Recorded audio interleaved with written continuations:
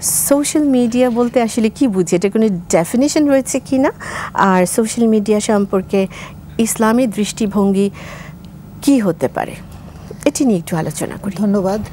আসলে social media কি, এটা নিয়ে যদি আমরা মানে ওরকম করে বলি যে একটা ইন্টারনেট ভিত্তিক প্ল্যাটফর্ম, যেখানে ভার্চুয়ালি লোকজন একটা সম্প্রদায় গঠন করে সেখানে নিজেদের মতামত, কথাবার্তা, ছবি, নিজেদের বিভিন্ন কিছু তারা ভার্চুয়ালি শেয়ার করে, একে অন্যের সাথে সহজে যোগাযোগ করতে পারে, সহজ যোগাযোগের মাধ্যম, এবং যেটা ব্যক্তিগত, সামাজিক, রাষ্ট্রীয়ভাবে বা এখন তো ওয়ার্ল্ড ওয়াইডই হয়ে গেছে যে এক অঞ্চলের মানুষ আর এক অঞ্চলের মানুষের সাথে যোগাযোগ করছে।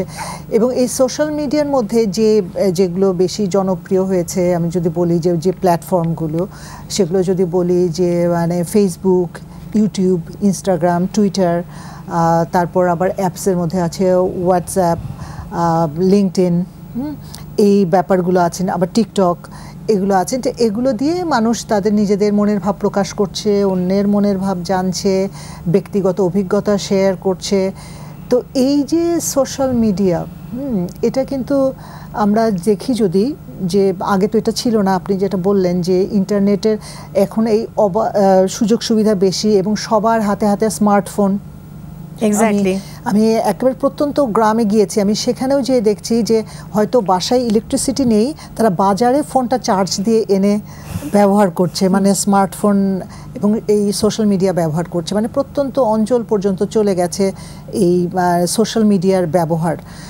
তো এই সোশ্যাল মিডিয়া আমি যদি সাধারণভাবে বলি যে ভালোই হয়েছে, মানে আগের চেয়ে এখন যোগাযোগ অনেক সহজ হয়েছে, অন্যের সাথে যোগাযোগ, মানে আগে যেমন হচ্ছে চিঠিপত্র লিখতে হতো বা অনেক দূরের খবর পাঠাতে সময় লাগতো, অথবা টেলিফোন, এখন তো এই সোশ্যাল মিডিয়ার জন্য যোগাযোগ খুব সহজ হয়েছে, দ্রুত যোগাযোগ করতে পারছে।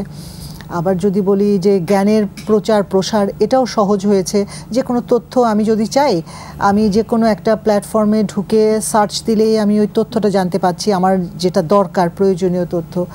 আবার দেখা যাচ্ছে যে অনলাইন ভিত্তিক ভার্চুয়ালি অনেক রকম টিউটোরিয়াল হচ্ছে, ক্লাস হচ্ছে, সেগুলোতে সবাই অংশগ্রহণ করছে।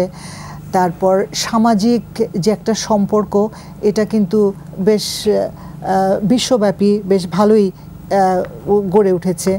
আবার আমি যদি বলি ব্যবসা বাণিজ্যের কথাটা, অনেকেই কিন্তু এখন এই ভার্চুয়ালি অনলাইনে ঘরে বসে নারী পুরুষ সবাই বিভিন্ন ধরনের ব্যবসায়িক কর্মকাণ্ডে, অর্থনৈতিক কর্মকাণ্ডে নিজেদেরকে নিয়োজিত রেখেছেন, এই কাজগুলো হচ্ছে।